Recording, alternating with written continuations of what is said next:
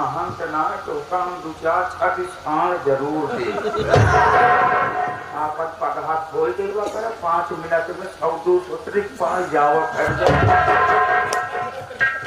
ऐसा हो जाना तोरे एक के वही में तोहार बहन दिया के भाग जाता है साल रखे रहा तोहार भाई डाक जाए कौनो बात ना मेहमान गांव के पूरे साल हम बटोल लाओ लेकिन गैया तोहरे कल की चौचक हो थी उस्मान तोहार माई होते तो कुछ जरूर तो कबूल तो सिखवा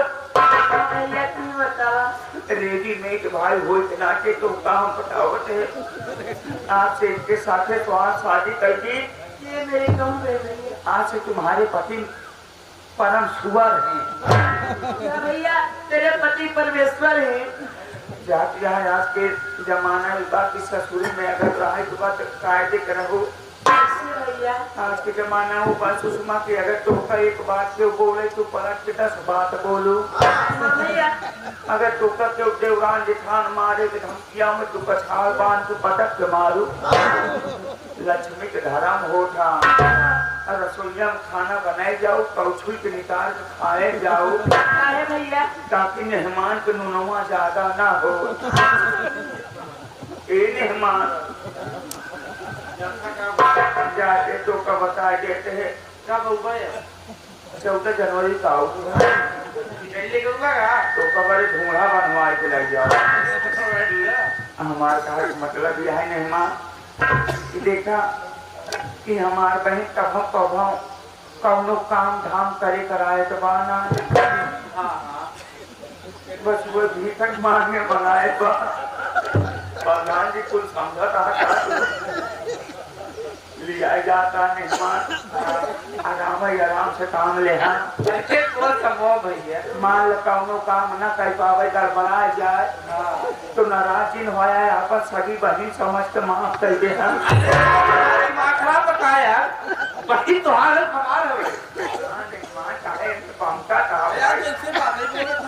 मतलब जैसे बहनी बिटिया समझावा जा तो उसे समझाए जा ना के तनिके में मखाए जाता अब एक बात ध्यान जहाँ मेहमान जब सोवे लागल तो एक मुड़वारी के यही नरम नरम खीरा रखते हैं कि रात की 12-1 बजे जब भूखा था तो भाई खीरा कार कार कार कार कार कार कार कार नून जवन रखे सादा ना पड़ना हवा नून रखे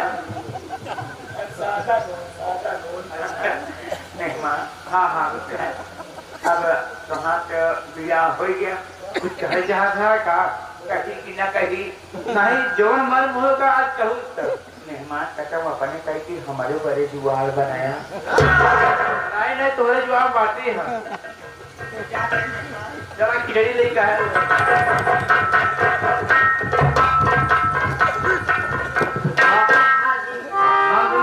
हो गया लेकिन मैं आपको बताना चाहता हूँ कि मैं तुझसे कितना प्यार करता हूँ बोलो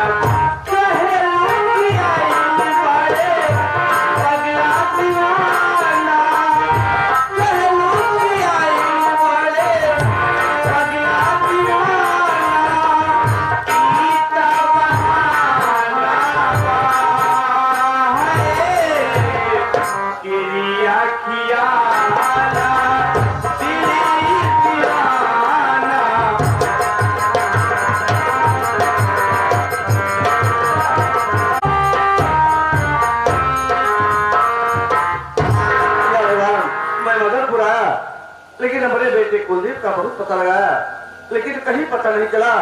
इसका मतलब ये भाव सिंह जो कह रहा था सच कह रहा था, मेरा बेटा इस दुनिया में जिंदा नहीं है। अब जरा घर देखता हूँ, घर के क्या हाल है।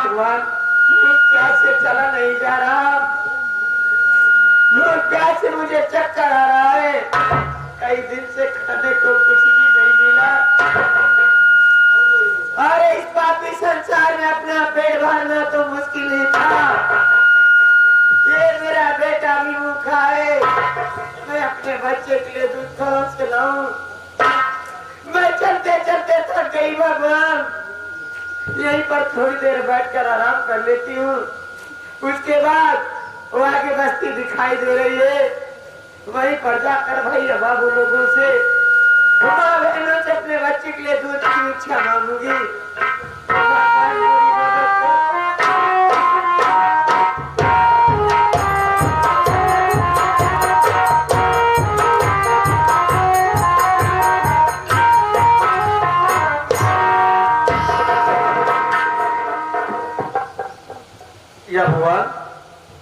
मैं रास्ते में क्या देख रहा हूँ? एक फटे पुराने वस्त्र पहनकर औरत बैठ कर रो रही है। इसकी शकल सूरत से ऐसा मालूम होता है जैसे मेरी तो कमला हो, लेकिन इसके गोद में बच्चा भी है। मुझे तसल्ली भी नहीं है। मैं नाम लेके बुलाता हूँ, अगर मेरी बहू कमला होगी तो मुझे जरूर पहचान जाएगी। कौन कमला?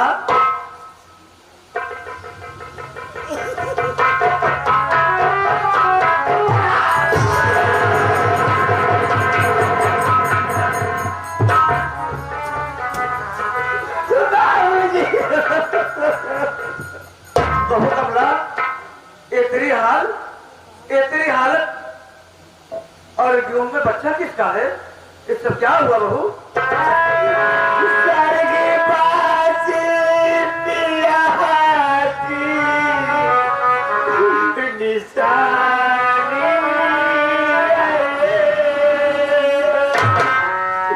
जिसके कारण फंसी गैया मझियार।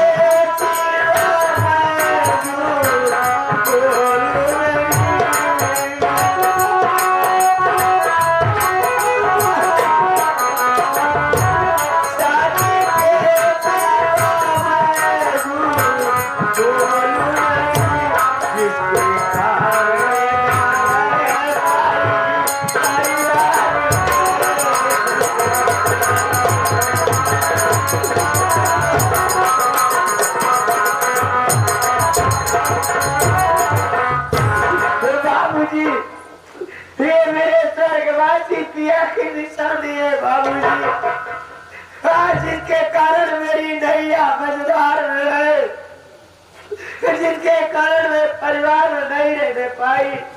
ये मेरा बेटा है बाबूजी। क्या कहा बहू?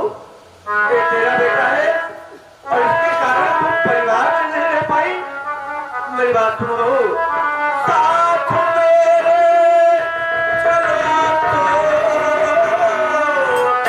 तो बहुरा निधरे, सारी चिंता हृदय से हटा दीजिए।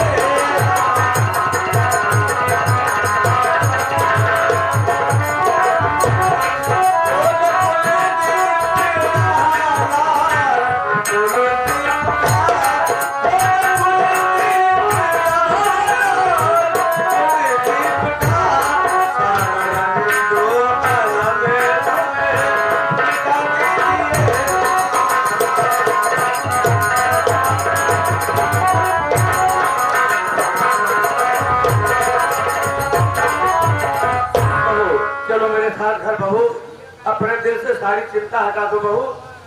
चलो नहीं तो मेरी कितनी बड़ी बदनामी फैलानी होगी बहू। चलो मेरे साथ घर।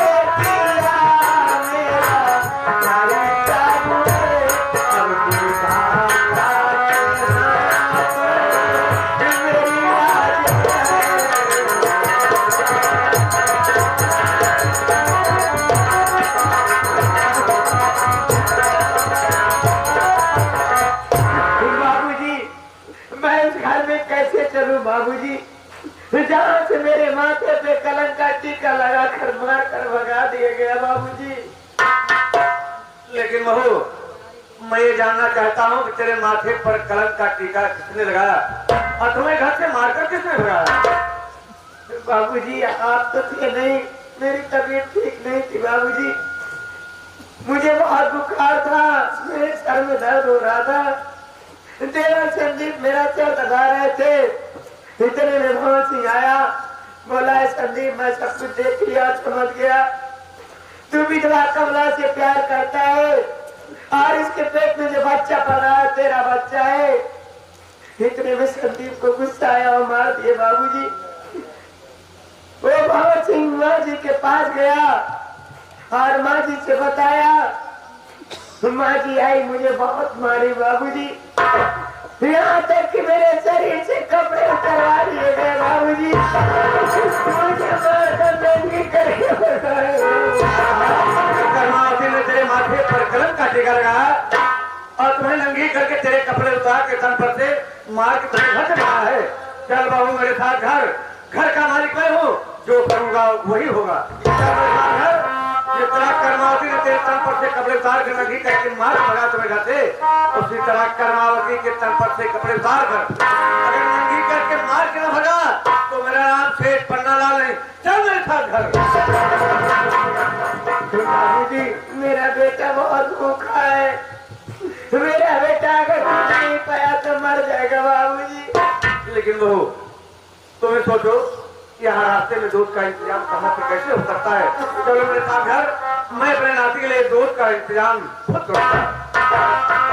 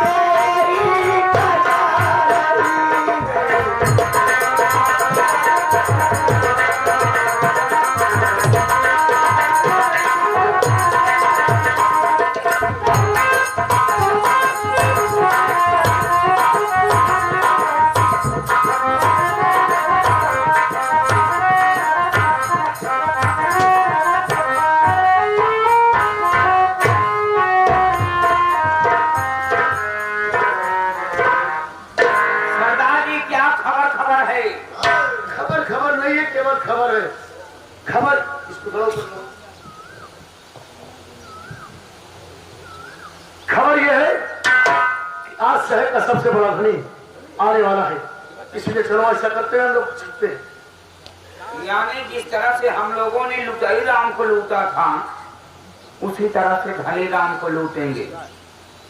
चलिए सरदार जी हम झाड़ी में बैठे हैं। नहीं साले संडास में झाड़ी में चलिए।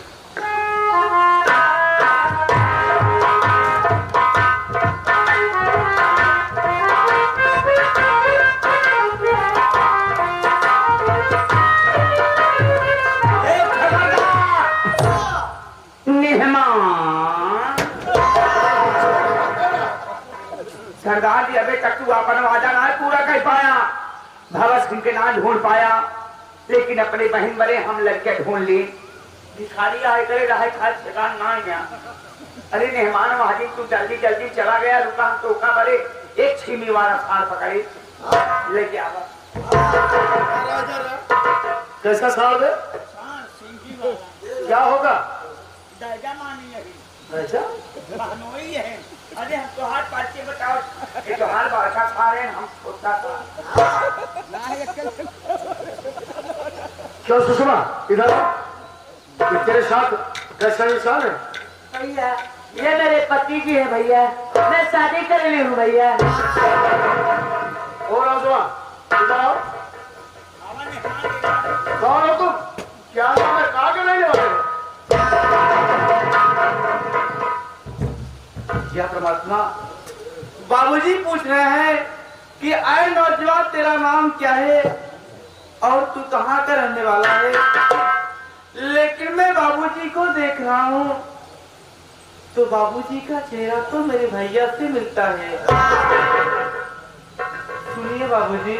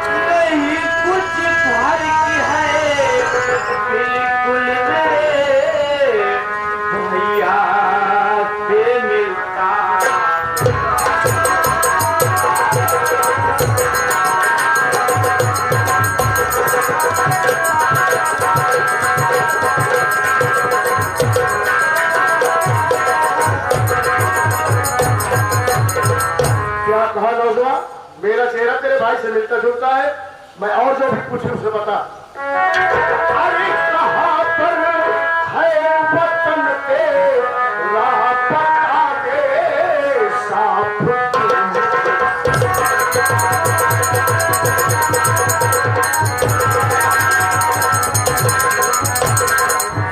कहाँ पर है वतन तेरा बता दे साफ तू मुझसे। कसम भगवान की ना खाओ तुम खौफ ये मुझे।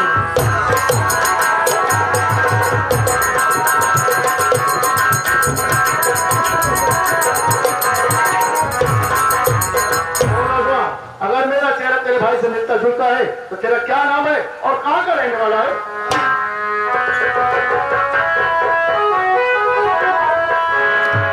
कहते संदीप सब मुझको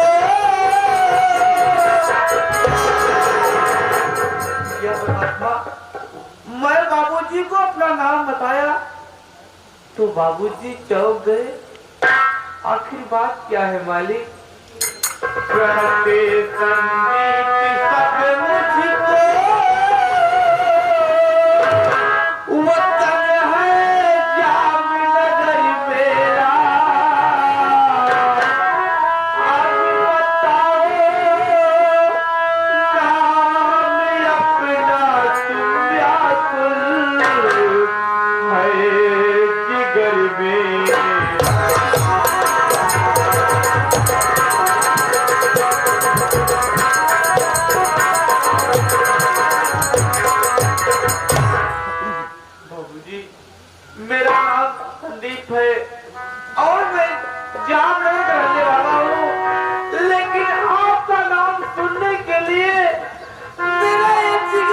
व्याकुल है।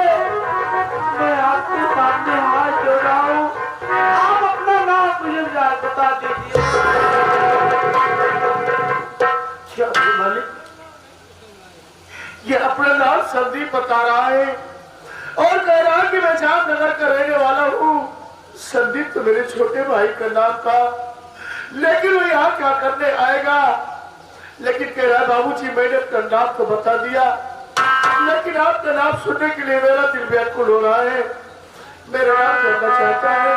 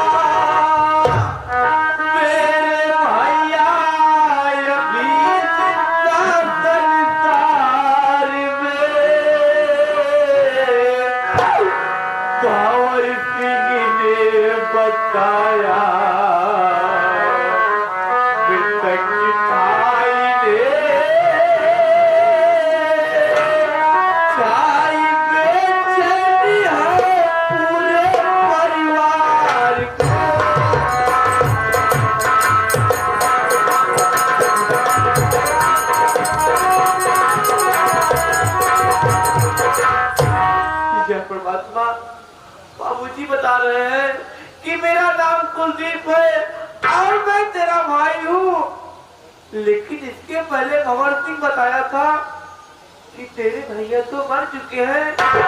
जब मेरे भैया मर चुके हैं तो आप एक डाकू, आप मेरे भैया नहीं हो सकते। क्या मेरे मालिक, ये आज मैं क्या सुन रहा हूँ। इसके पहले भंवर सिंह मुझे मृतक घोषित किया है कि मैं मर गया हूँ। नहीं मुन्ना, मैं मरा नहीं हूँ, बल्कि जानता है वो हरामजादा भंवर सिंह अपने साथ जब निभा गया तो मुझे मदद कागज भी नहीं निभा गया, बल्कि रास्ते में गाड़ी रोक दिया और उसके बाद जानता है मेरे साथ क्या किया।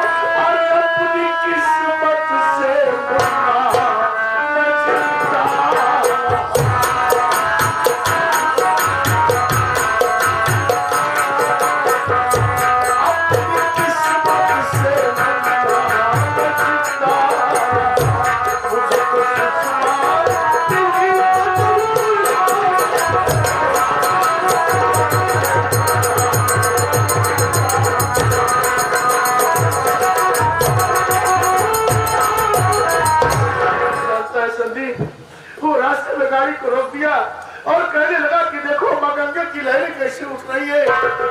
मैंने उससे कहा कि मुझे गंगा की लहर नहीं देखना है।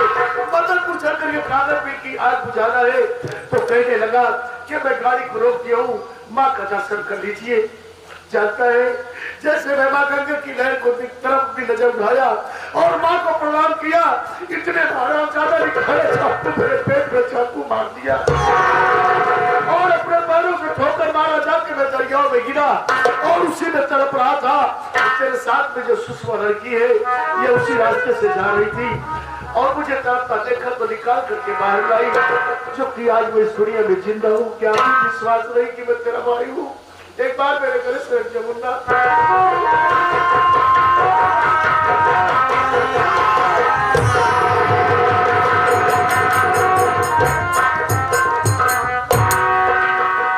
देखिए संदीप, तू यहाँ फतेहपुर अन्य निवास में कहाँ डाल रहा है और तेरी भाभी माँ कहाँ है?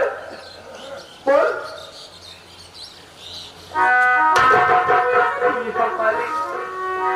भैया भाभी बातें पूछ रहे हैं, अरे मैं क्या जवाब दूं कि मेरी भाभी माँ कहाँ है और कितने हाल में?